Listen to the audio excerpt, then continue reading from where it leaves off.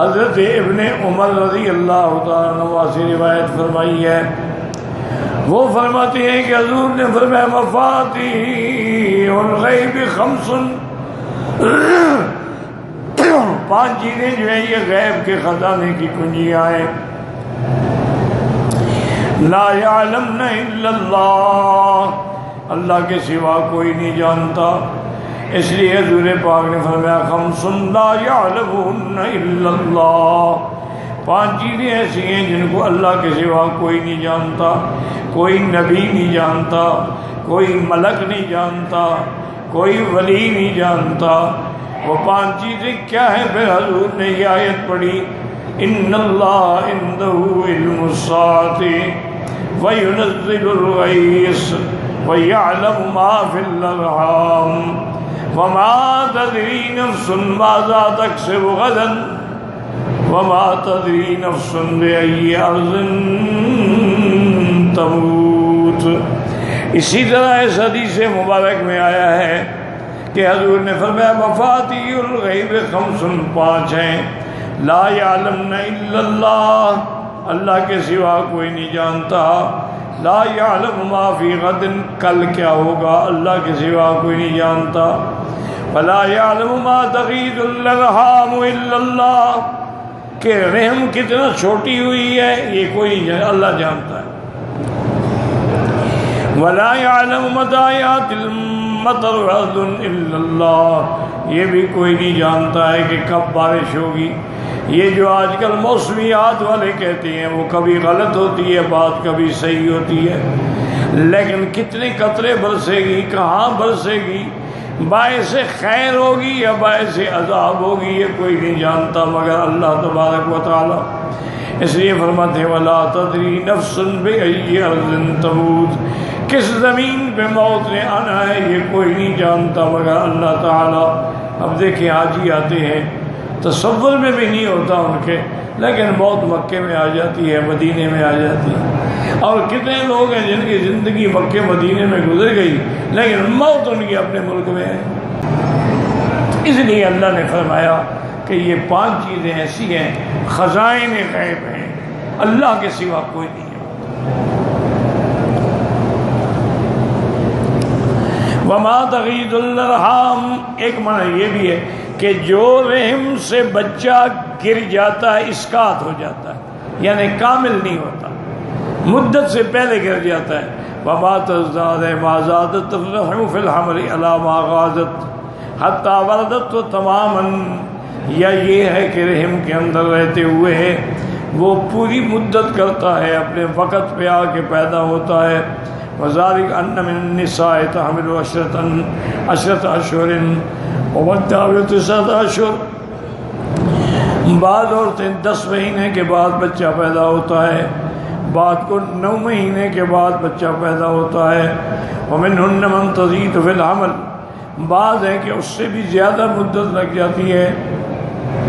ومنہن من تنقص، اور بعض بچے جو ہیں وہ 9 مہینے سے پہلے بھی پیدا ہو جاتے ہیں۔ فذالک الغیظ والزیادۃ، یہ ہے بڑھنا کم ہونا، کہ کبھی تو بچہ 6 مہینے کا پیدا ہو جاتا ہے اور کبھی بچہ 2 سال کے بعد پیدا ہوتا ہے، کبھی بچہ 3 سال ماں کے پیٹ میں رہتا ہے۔ یہ اللہ کا نظام ہے، اللہ جانتے ہیں اور اس کو کوئی نہیں جانتا۔ اچھا خدا کی شان دیکھو، 6 مہینے کا بچہ پیدا ہو تو زندہ رہ سکتا ہے، 7 مہینے کا ہو تو زندہ نہیں رہتا۔ اب اللہ کے نظام میں کون دخل دے سکتا ہے؟ ویسے اگر کوئی ضد کر کے خدا کو نہ مانے تو پھر جہنم کا انتظار کرے۔ اور دیکھیں کتنے لوگ ہیں کہ دونوں جوان، میاں بیوی جوان ہیں، صحت مند ہیں، تندرست ہیں، میڈیکلی فٹ ہیں، اولاد نہیں ہوتی۔ اچھا کتنے لوگ ایسے ہیں، میرے اپنے ہمسائے تھے، بیچارہ ٹی بی کا مریض تھا، اس زمانے میں ٹی بی لا علاج بیماری تھی، علاج ہی کوئی نہیں تھا، لوگ مر جاتے تھے بس۔ اب تو غیر ٹی بی کا علاج آ گیا ہے، 9 مہینے کا کورس کرنا پڑتا ہے، ٹی بی ختم ہو جاتا ہے، لیکن شرط یہ ہے کہ وہ 9 مہینے پابندی سے کورس کیا جائے، اور اس 9 مہینے میں اگر ایک دفعہ بھی میاں بیوی نے مل لیا نا وہ کورس ختم، اس کا فائدہ ختم ہو جاتا ہے۔ یہی وجہ لوگ کہتے ہیں دعا لے رہا ہوں جی 2 سال ہو گئے فائدہ نہیں ہوتے، 2 سال کیا ہے، وہ تو تم بیوی سے مل رہے ہو۔ تو بہرحال مانا یہ ہے کہ وہ ٹی بی کا مریض تھا بیچارہ، غریب مریض، 12 بچے تھے، ہمارا دیوار پہ دیوار ہمسایہ تھا، الحمدللہ ہم اس کے بچوں کو سنبھالتے تھے، یعنی ان کو کھانا پانی کپڑا دانے گندم آٹا سب ہم دیتے تھے۔ وہ غریب تھا بیچارہ، ٹی بی کا مریض کہاں سے کما کے لے آئے گا، وہ تو کھانستے کھانستے بے ہوش ہو جاتا تھا بیچارہ۔ اولاد ہر سال ایک نیا واٹر آ رہا ہے، اب یہ اللہ کی شان ہے، کوئی بھی بندہ کیا دخل دے سکتا ہے۔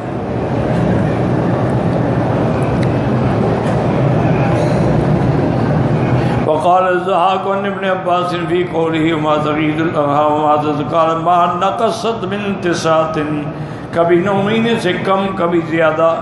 وقال الضحاك وذاتي أمي وقد حملتني في بطنها سنتين، حضرت ضحاک فرماتے ہیں کہ مجھے میری ماں نے 2 سال پیٹ میں رکھا ہے، میں 2 سال کے بعد پیدا ہوا، یعنی حمل 2 سال ٹھہرا رہا۔ اور دسویں وقت نبتت ثنیتی، اور میں جب پیدا ہوا نا میرے دانت بھی نکل آئے تھے، صرف 2 سال تو ماں کے پیٹ میں رہا، 2 سال کے بعد دانت نکل آتے ہیں نا بچے کے، اسی لیے نام بھی ضحاک ہے نا، ہنسنے والا، تو گویا کہ وہ ہنستے ہوئے پیدا ہوئے نا۔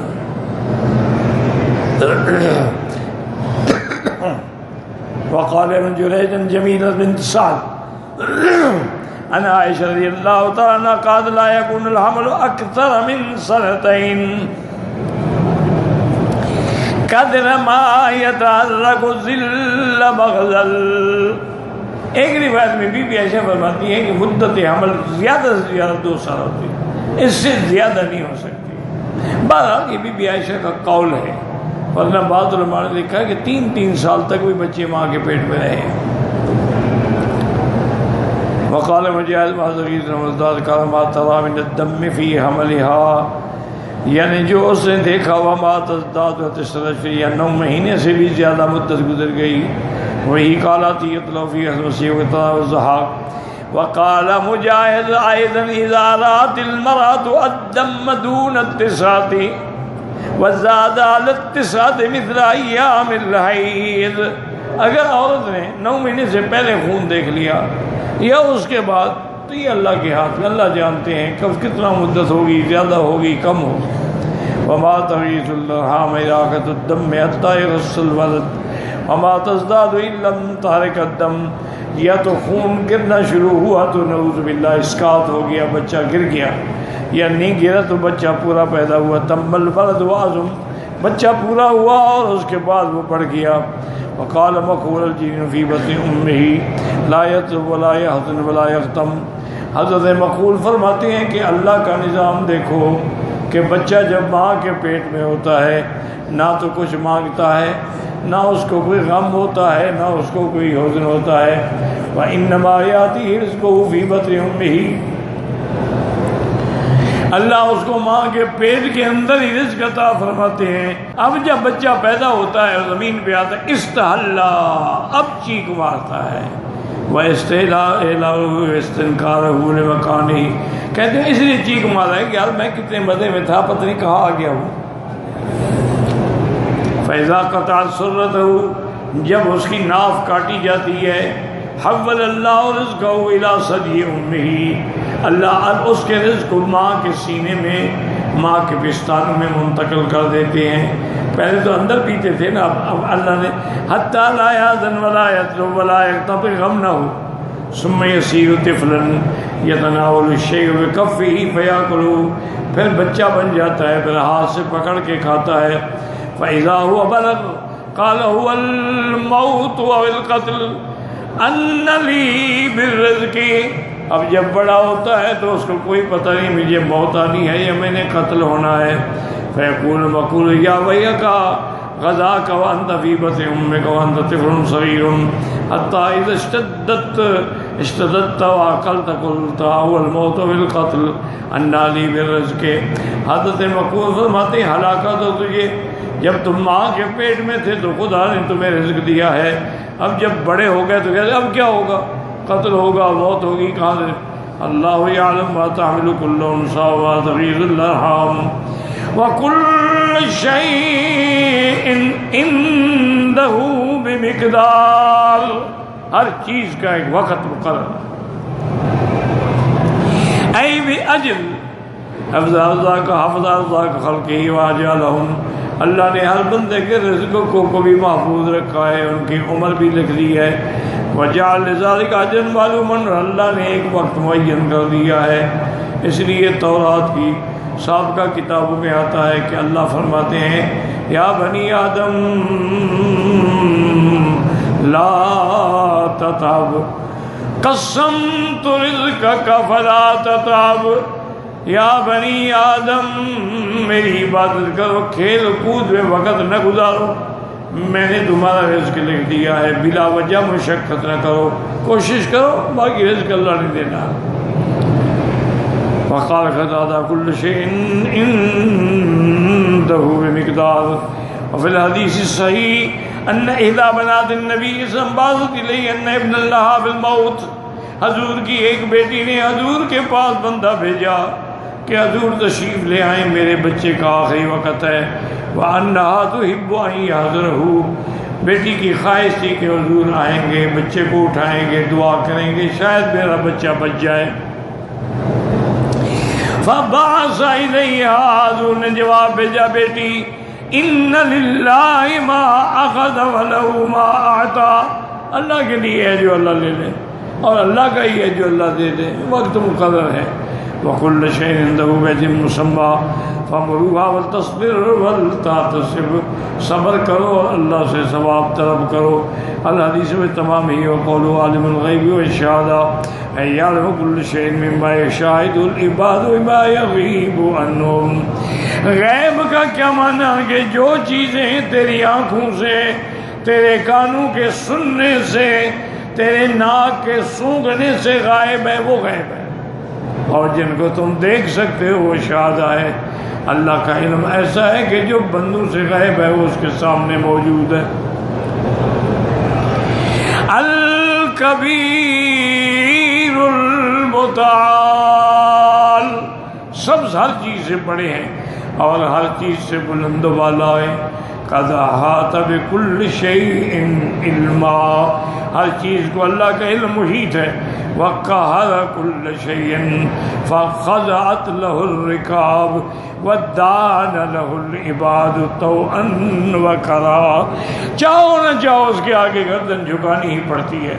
بڑے بڑے داہریے، بڑے بڑے منکر، لیکن جب موت کا تھپیڑا لگا نا وہ بھی مان گئے، لیکن اس کے وقت ماننے کا فائدہ کوئی نہیں. اور فرعون دیکھو کتنا بڑا ظالم تھا، 70,000 بنو اسرائیل کے بچے کو ذبح کر دیا، اور پھر اس میں غم بھی نہیں ہے، الٹا فخر ہے. لیکن جب حضرت دریا میں آئے نا جی، ایک غوطہ لگا نا تو ساری ہوا نکل گئی. اب جو باہر گردن نکالی تو موسیٰ علیہ السلام تو کنارے پہ کھڑے دیکھ رہے ہیں، کہتے ہیں آمنت برب موسیٰ و ہارون. اللہ نے فرمایا بدبخت آپ ایمان لا رہے ہو، جب عذاب نازل ہو جائے ایمان کوئی فائدہ نہیں ہے. اچھا ایک روایت ہے، اللہ عالم کتنا صحیح ہے، کہ جبریل علیہ السلام فرماتے ہیں کہ میں نے جلدی سے دریا کی مٹی لے کے اس بدبخت کے منہ میں ڈال دی. کیوں؟ انہوں نے کہا کہ اللہ غفور الرحیم ہے، پتہ نہیں شاید بخشی دیں، اس لیے اس کو بولنے کی طاقت ہی نہ ہو. بدبخت اس بدبخت کو مرنا چاہیے. بہرحال ایک روایت ہے لیکن عقل تسلیم نہیں کرتے. جبریل کا تو اللہ کے فیصلوں پر اعتقاد ہے، وہ جانتے ہیں کہ یہ مرے گا یا نہیں مرے گا، بچے گا یا نہیں بچے گا. مٹی ڈال. ہاں اپنی توحید کی قوت اور توحید کی حمایت میں غصے میں آ کر دشمن کے منہ میں مٹی ڈال دی تھی، الگ بات.